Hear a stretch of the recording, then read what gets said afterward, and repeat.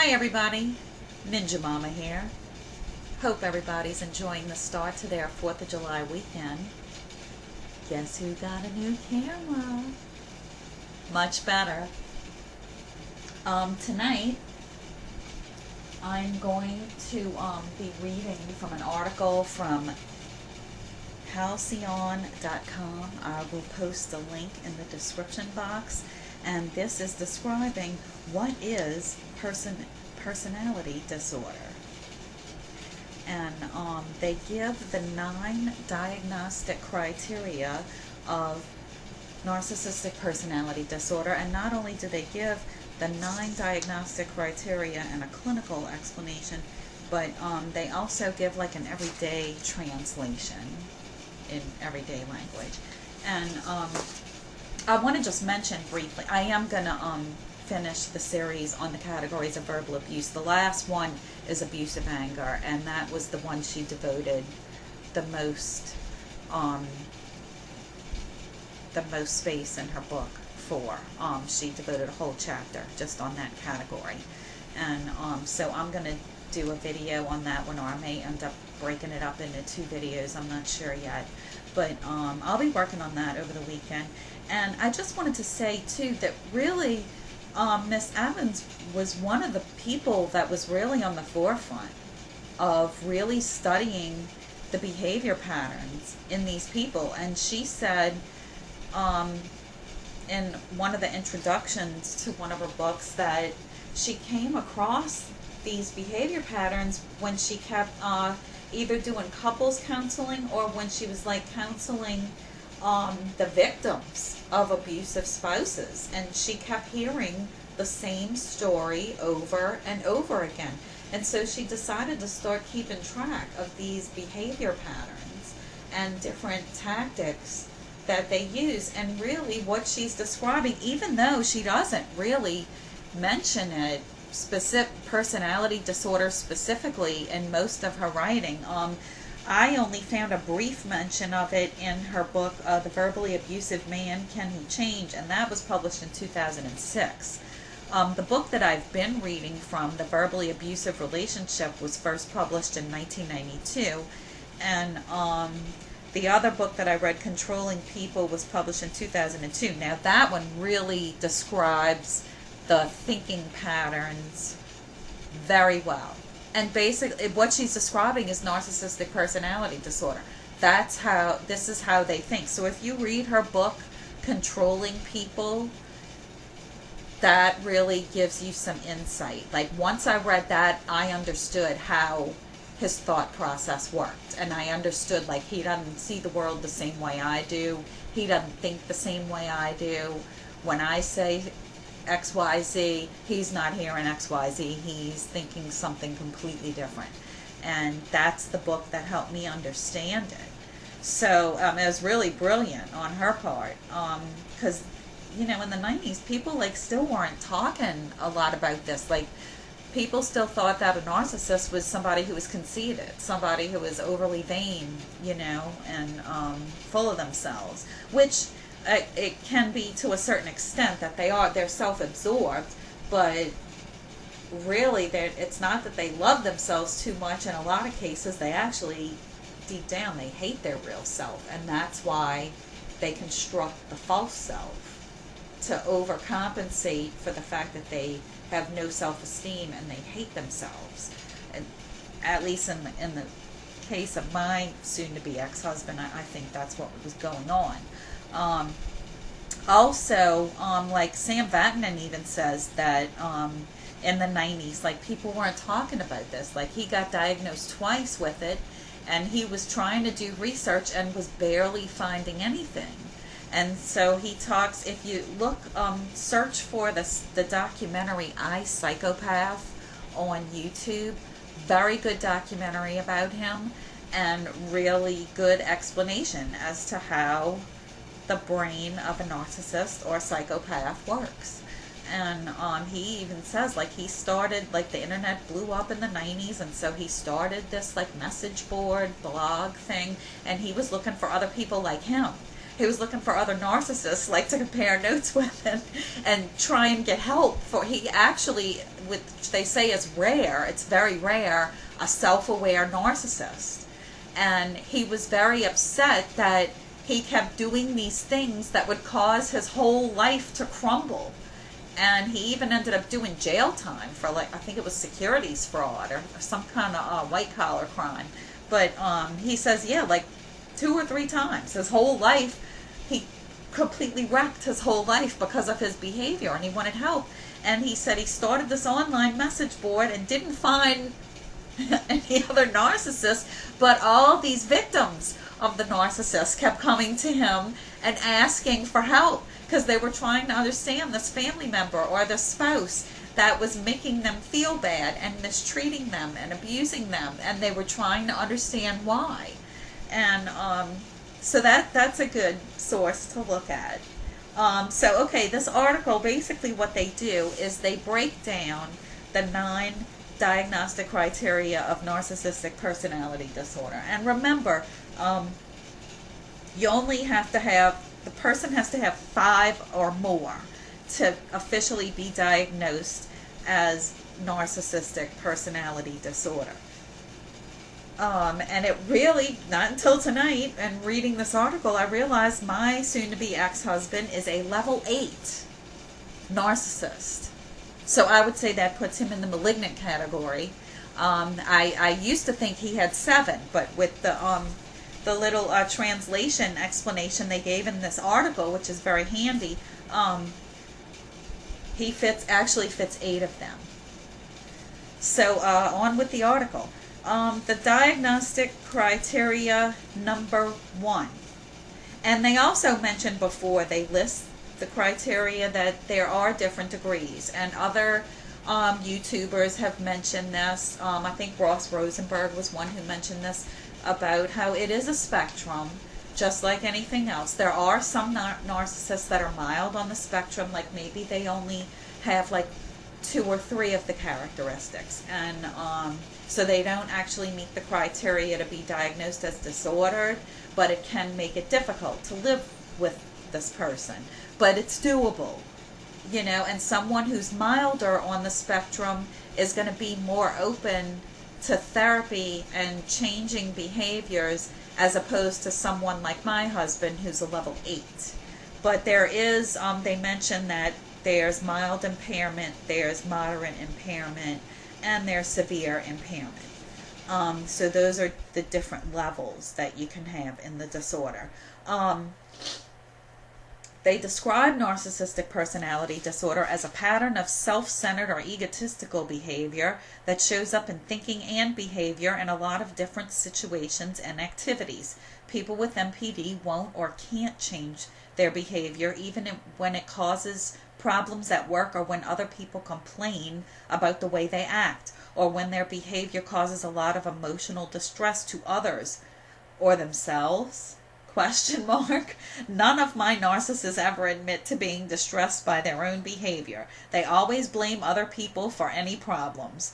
This pattern of self-centered or egotistical behavior is not caused by current drug or alcohol use, head injury, acute psychotic episodes, or any other illness, but has been going on steadily, at the very least, since adolescence or early adulthood. I can tell you, I've spoken to people that have known my husband, soon-to-be ex, for all of his life, and they've told me, they've confirmed for me, that he was like this. He's been like this since a small child. He's been like this all his life.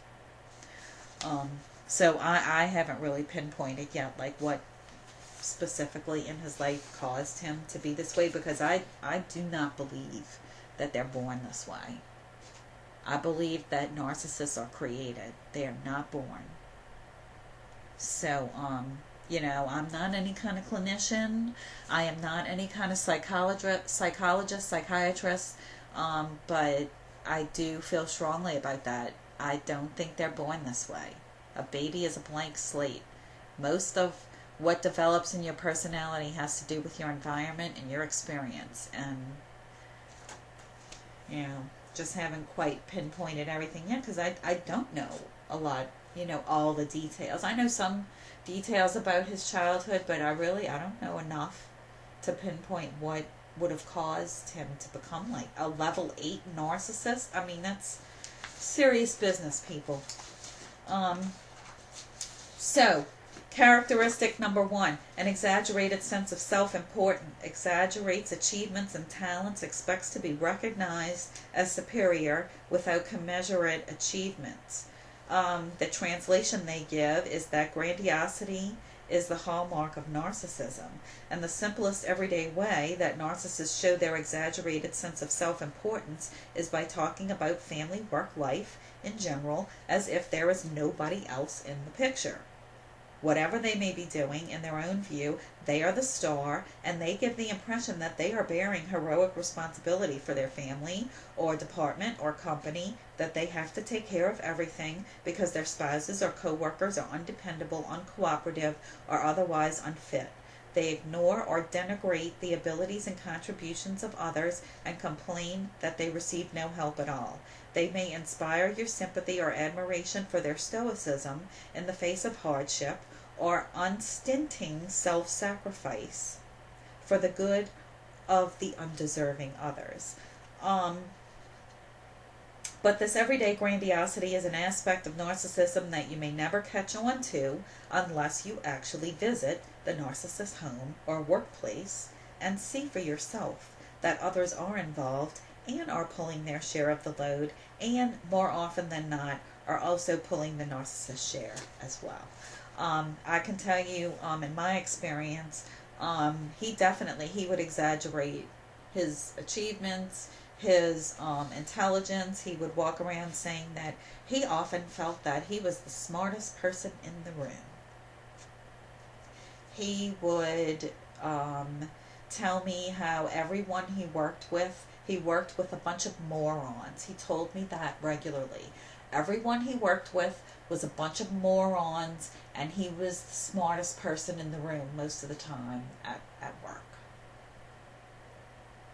And he was so annoyed having to deal with all these morons. Now, incidentally, to the contrary of what they say here, a lot of people, specifically coworkers, told me that he actually would brag about me and the kids. And so Miss Evans does talk about that in the book, how a lot of abusers will oftentimes, when they're away from home, they'll speak highly of their spouse. And that has nothing to do with the spouse. That has to do with their image. And I certainly found that holds true, I guess, when you're speaking about narcissistic personality disorder. It's all about image. And so they want to present that they have the perfect life. They have the perfect family. They're wonderful. They're these wonderful family men. And that was one of the uses that I was for him. I helped create that facade that he is a normal guy, a family guy, a decent guy, and whether that I garnered him admiration from his family, from his employers, his co-workers, made him seem more legitimate, and it covered up, it was a mask for all the bad stuff that was underneath.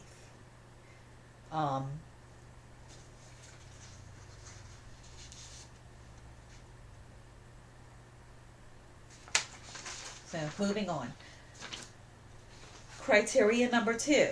Preoccupation with fantasies of unlimited success, power, brilliance, beauty, or ideal love. He definitely had this. And this was one of the ones I didn't realize until tonight that he actually did have this.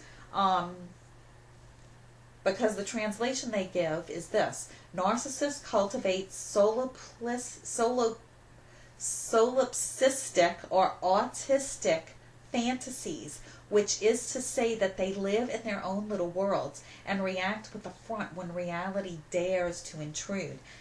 I was saying this to people before I had any clue what narcissistic personality disorder was.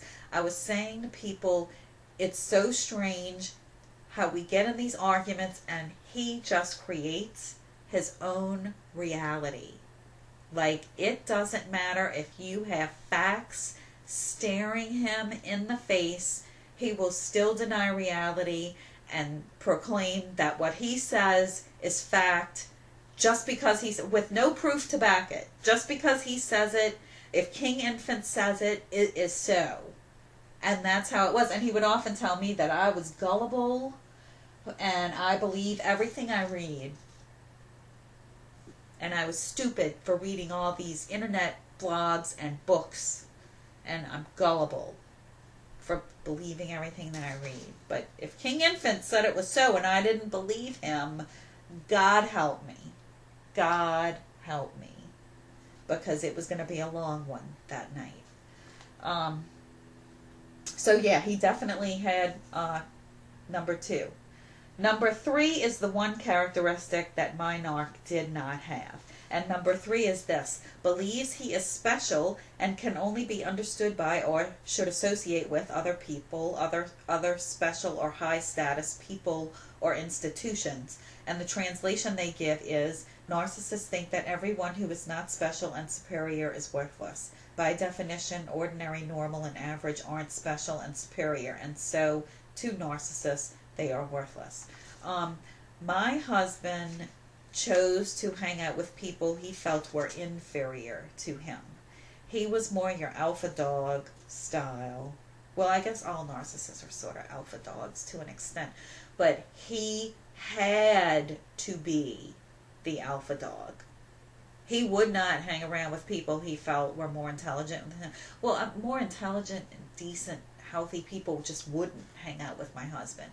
Like all the friends he had who were intelligent, normal, decent, healthy people, like once we grew into adulthood and people started getting married and having family, like they stopped keeping in touch with him.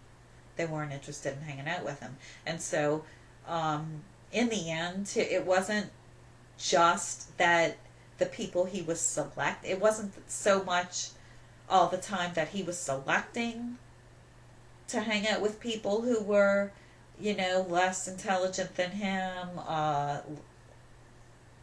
who he felt were inferior to him, less decent than him, because a lot of his friends were, losers, druggies, other wife abusers.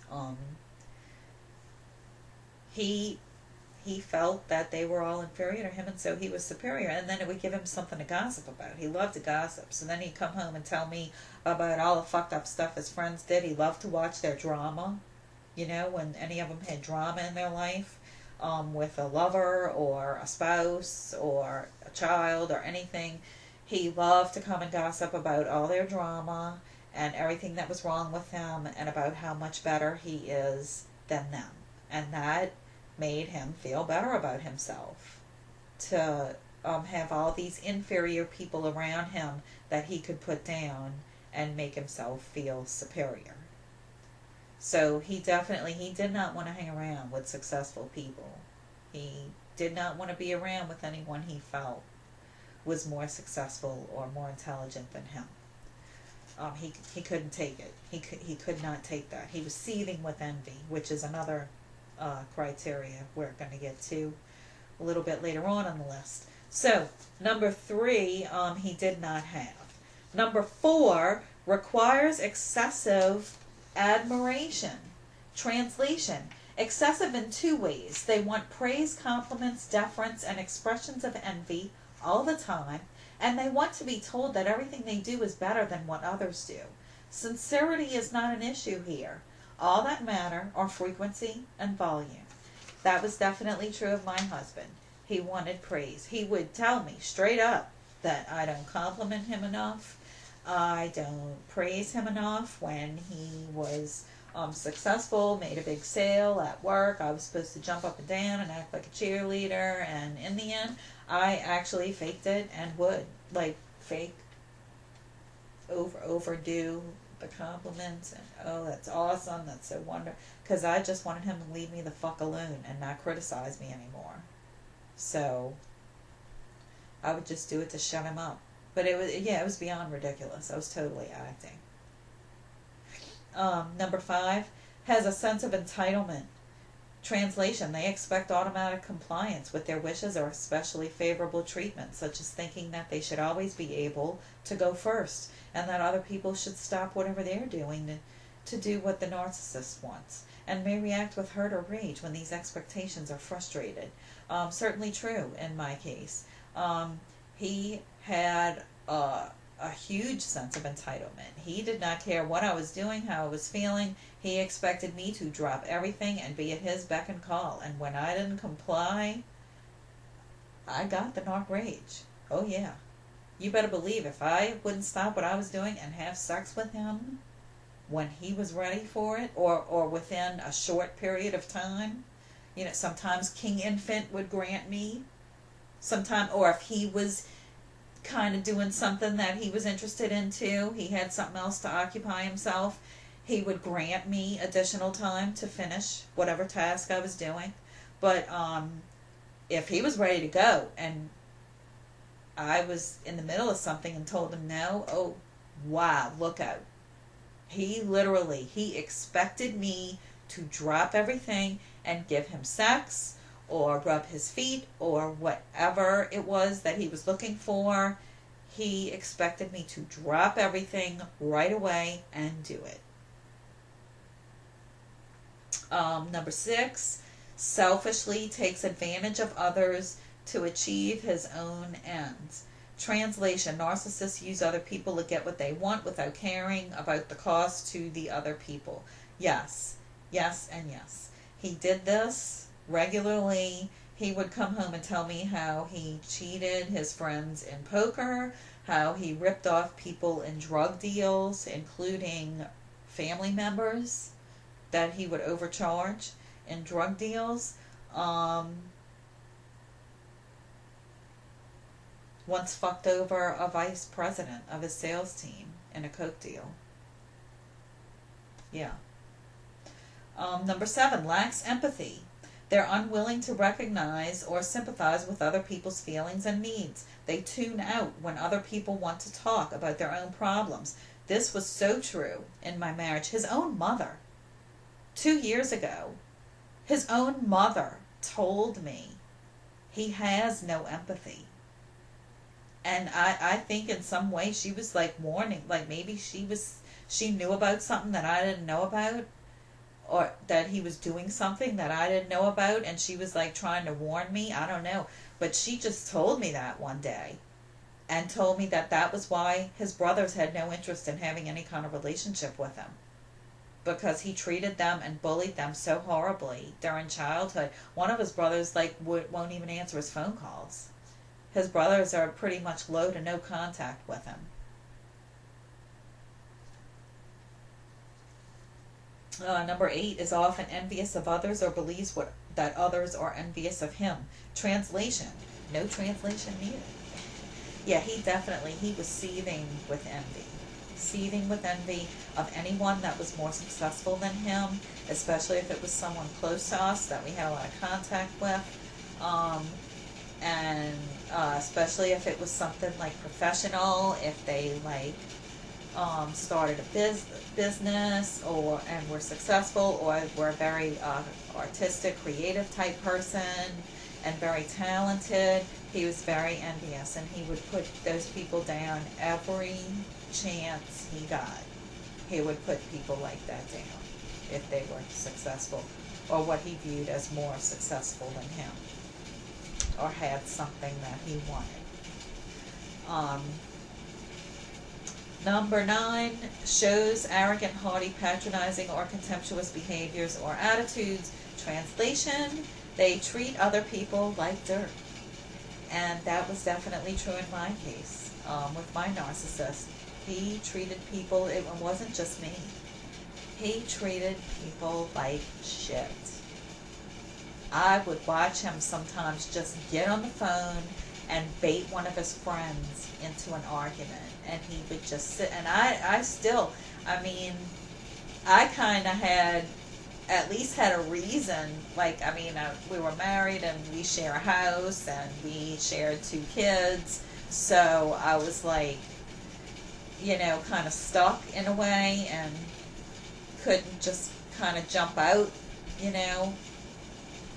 But, I mean, I could have. But in the end, that's kind of what I did. But,